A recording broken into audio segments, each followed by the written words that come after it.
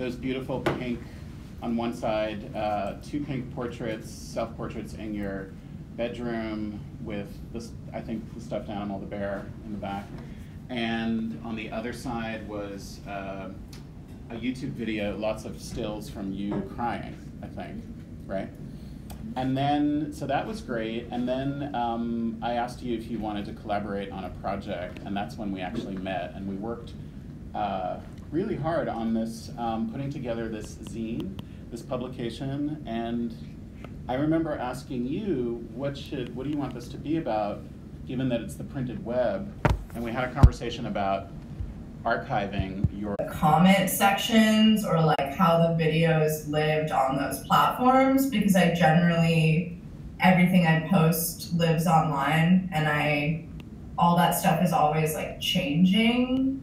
Like all those websites are always, you know, redesigning like every year, and it sort of like passes by, like we don't ever really notice it. But if you look at like a YouTube video, like screenshot from like 2014 even, it looks like vastly different than it looks now. Well, we just did that actually. Last week we looked at the Petra Cartwright 2009 webcam thing that Rhizome restored and launched, and to just see that platform there, the jarring differences of like time going by. Yeah, I couldn't even believe how foreign it looked to me. Mm-hmm. Like it didn't, I was like, I don't remember YouTube looking like this. Yeah. Like you just assume that everything's always looked the same. But yeah, no. I actually feel like when we worked on the YouTube book together, it like got me like really obsessed with like saving everything, because I was so worried that like everything was gonna go away. Mm-hmm. So I feel like ever since then I've just been like obsessively screenshotting more than normal. Mm-hmm. Just to like I even started to archive my Tumblr. Oh. And I didn't finish because it was just I just haven't figured out how to approach even archiving that. Mm-hmm. What about the really old stuff? You started out, what, with LiveJournal or MySpace? Yeah, I started with Xanga, actually, which... Does anybody know Xanga? Is anyone familiar with Xanga? Annika knows Xanga. Okay. It was like, it was probably like 2003. So I was like 14, I was 14. So it was just like a blogging platform similar to LiveJournal, and then I transitioned into Xanga was kind of like a LiveJournal MySpace hybrid. Like it kind of looked like a MySpace profile more than LiveJournal did, so you could have like, you could really edit the design, and you could have like music playing and whatnot. So it was kind of like the New Hive, cheaper version of LiveJournal. It like looked more like all over the place than LiveJournal. But I started trying to deal with those archives too, because all of that stuff is just gone now. Like Xanga no longer exists. They do let you download your like text. So all I could really get was just the raw text files. And then LiveJournal still exists, but also is very, I don't see that staying around forever. I don't even know if people really use it anymore. Well, in this class, Molly, for the last couple of weeks, we've been talking about platforms. I mean, all the things you just mentioned, talking a lot about platforms. We've been talking a lot about publics, like what it means to make yourself or your work public, and sort of cultivating even multiple publics, and how that changes your work, you know. And of course, that's something you're really familiar with. How do you think about like how your audiences have changed through all of these different platforms through the years, or has it changed? I think it's changed. I mean, so I started publicly putting myself on the internet as a teenager, and obviously that changes as you change. You know, it's as you grow into an adult. So, you know, people grow up with you, your online friends grow up with you. So originally it's like you're doing it for your friends, or you're doing it for like your peers or people that are around the same age as you, and you're like connecting with them.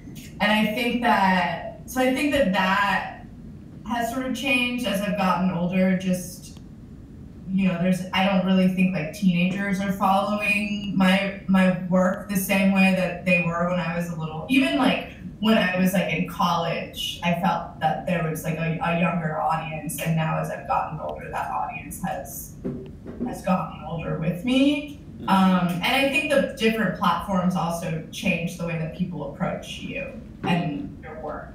So something like YouTube is more open to exchanges with strangers, where like your Facebook account or even like an Instagram or Twitter account, people are like seeking you out to follow you because they know you or they know of you, where YouTube is a little more randomized. So obviously there's like a huge portion of it that's like subscriber based, especially when you get into the cult of like YouTube personality and all that.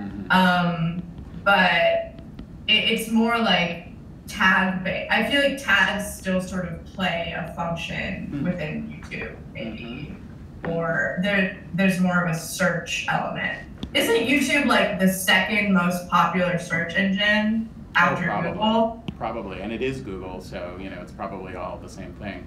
Oh, right, it is Google. Right. Yeah, right. I didn't even think about that. So I feel like there's more. The reason I think I like YouTube much more is because your audience is more varied, or like you're getting people coming to your videos being like, oh, I love Molly, like she's great, I'm gonna watch this good new video that she uploaded, and then other people being like, what did I just watch? And then other people being like, is like discussing whether or not something's sincere or not, and we're also commenting on like how I did my makeup, or it just depends on what the video is. But so I really enjoy that because I think everything else is really based on like branding, and especially now, I think the way that things have changed a lot in even the recent years, where I think that everything's sort of about a personal brand, or people are following what they deem like an authentic self. I think there's like a lot of need. I think a lot of people want like authenticity, but I don't think that that's anything that you're able to ever convey online. So it's weird that like even in terms of like marketing and in terms of like the way that we see ads, it's like it's all like tailored to you and like your interests and even like the way that, you know, certain brands market like beauty or even like eco-friendly, like everything's sort of about like a pure, authentic version of the thing. But you play with that, don't you? I mean, also, you know, I know that you go by Molly Soda. I also know that you also go by Amalia Soto. And we watched last week the PBS Little American Masters thing, which was great. Yeah, and I think you mentioned in there that you talked about, you know, people who do or do not know that I'm an artist, or that what they're looking at is considered artwork. So like, how do you think of your authentic artistic practice or authentic self being presented as an artistic practice? Well, I think that I think I've gone through like a lot of weird phases where like originally Molly Soda, I played the character. The more I wanted to break out of that and push towards like an authentic or a sincere self, because I felt like, okay, I need to push more. Like I need to publish more, or I need to like self-censor a little bit less, or I need to like dump more, and that way I'll get to an authentic self. But now I'm like back to like my old way of thinking, where I'm like, you can't be authentic and it's pointless, and like everyone's lying to each other. I mean, we're not like lying, but we are. So I think I'm like back to thinking that it's kind of impossible to ever fully show someone what you're like or encapsulate who you are, just because there's so many factors at play here. Like, you're still curating no matter what. Like, anytime that you publish something, there was like a decision made there. Exactly. And and so like I think that article that the New Inquiry article actually like really said, I was like, why didn't I read this? But before. But I think that no matter what you're doing, you're still like making intentional decisions that are building blocks or something. Like, there's always a strategy there. And I felt like before I was like, no, like I'm just like publishing this, but I'll take like 12 videos in a row and I'll only publish one. And like we all do that. Like our camera, you never take one selfie and just like post just the first selfie that you take, unless like you're magic. And so for me, I've been like thinking more about that. And I think also the other thing that's like pushing back against a sincere or authentic self is the way that other people read you. Like you're publishing for an audience, so you're already sort of thinking about the way that people are going to react to what you're doing. And over time, you start to self-censor or you start to put up your defenses because you're conditioned to do that. And you're sort of thinking about performance or about conflict when you're doing that.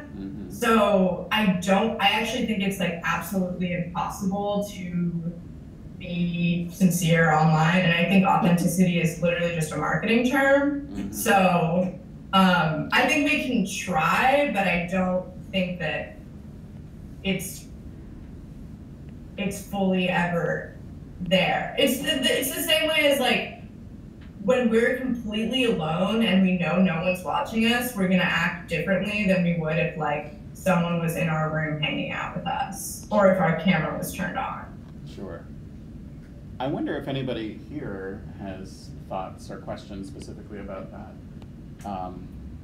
idea about the authentic self. I do. Here, I think if you're gonna speak, maybe come into the Molly zone. Some laptop notes. Hi. And introduce yourself, say your name. I'm Ethan.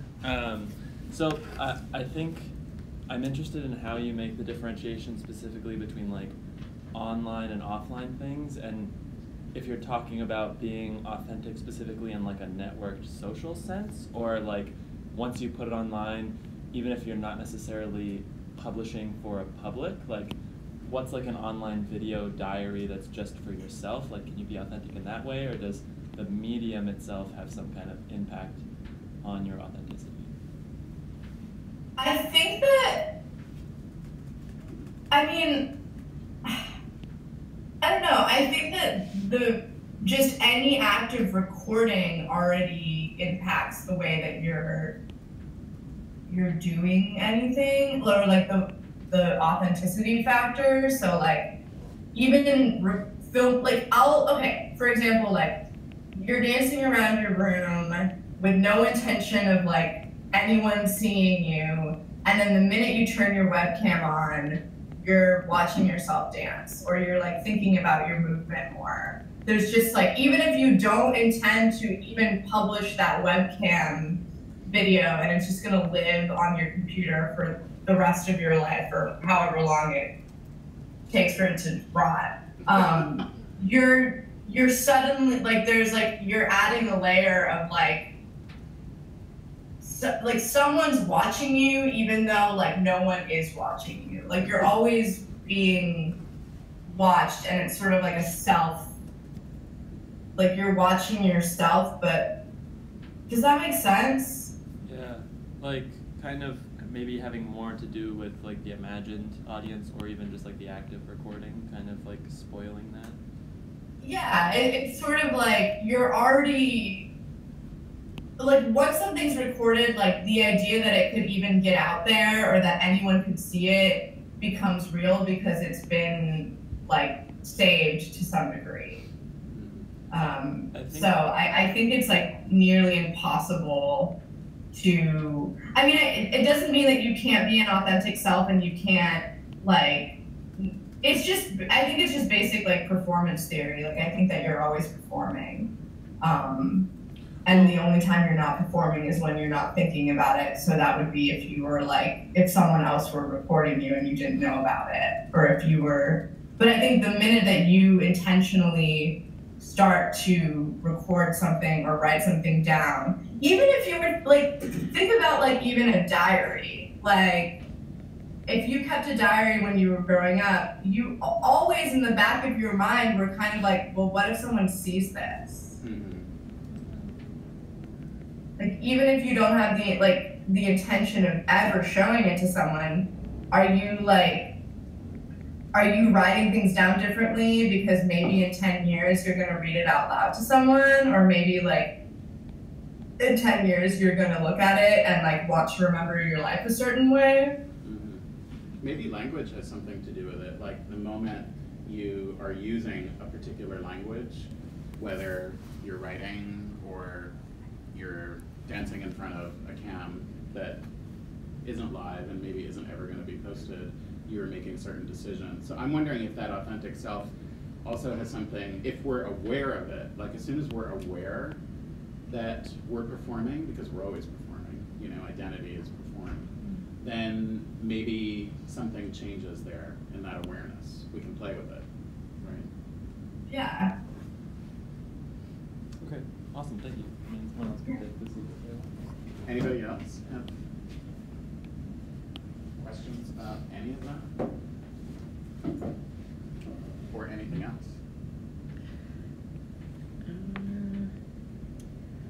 How does it feel to like go back through your... Do you want to come here? Sure. Come to the moment.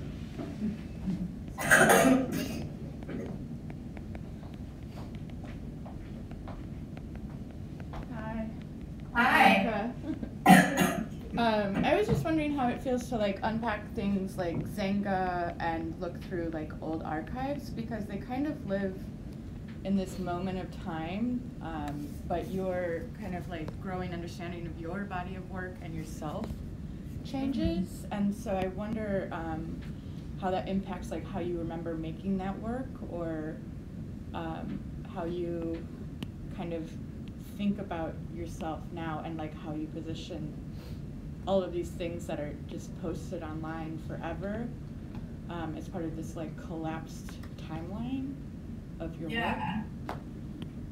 I mean, I think there's a lot of things that happen when you're looking through like old self, especially your teenage self, because when you're posting on the internet as a teenager, you don't know like what your life is gonna be like, or like you just have like no idea what direct, like I never like intended that I was going to be an artist. I never thought that I would ever use like any of that stuff or whatever. So it's interesting, it seems so obvious now when I like look back at it. I'm like, oh, like I can see all of these threads here, and it makes a lot of sense, but it's also kind of sad because none of it really exists anymore. Like, it's sad and it's comforting because I think that we can all sort of rest assured that like Instagram, eventually we're going to see the end of Instagram one day, and like all of our posts are going to be gone, and maybe we find that embarrassing, and like that's great. Because like think about MySpace, even like MySpace is completely wiped, or MySpace as I knew it as a teenager is completely wiped, and now it's something else.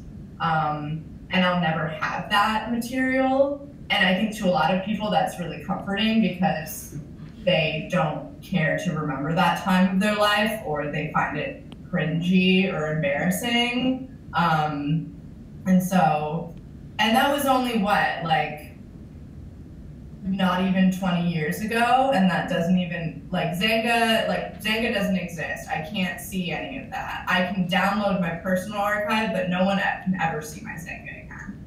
Like no one's ever going to look at it unless I decide to republish it. And so I think it's kind of like a weird, sad feeling, but it's also interesting to know that like the internet isn't actually as permanent as we think it is. Oh, yeah. Or, I mean, I think that we're really scared of the internet because we feel like it's really permanent. Like, I think we're all like, oh, screenshots and you can like track anything about anyone, but you can only go back so far. Mhm. And I wonder if that's gonna change. Yeah, I feel like possibly because the internet, places like MySpace felt like testing grounds for the social media, and it feels like we've invested now so much of our lives in things like Instagram and Facebook. Maybe not as much Instagram, but Facebook, that it's going to be more lasting. There might be like an uprising. I don't know if like all of the photos were deleted, you know, or like this archive was disappeared because now so much more of the population is on Facebook than Yeah. MySpace. And it's more linked to, I think the thing about social media now is it's more linked to your real self. So like you could start a MySpace and lie about your age and like where you lived and your name and basically anything. Like you never had to give any real information about anything ever. And I think Facebook was really the game changer with that, where it was like, you can't have a fake name on Facebook. You need to upload a photo of your ID. Like I had to do that like a couple of years ago because Molly Soto couldn't be my name on Facebook. Really? And yeah,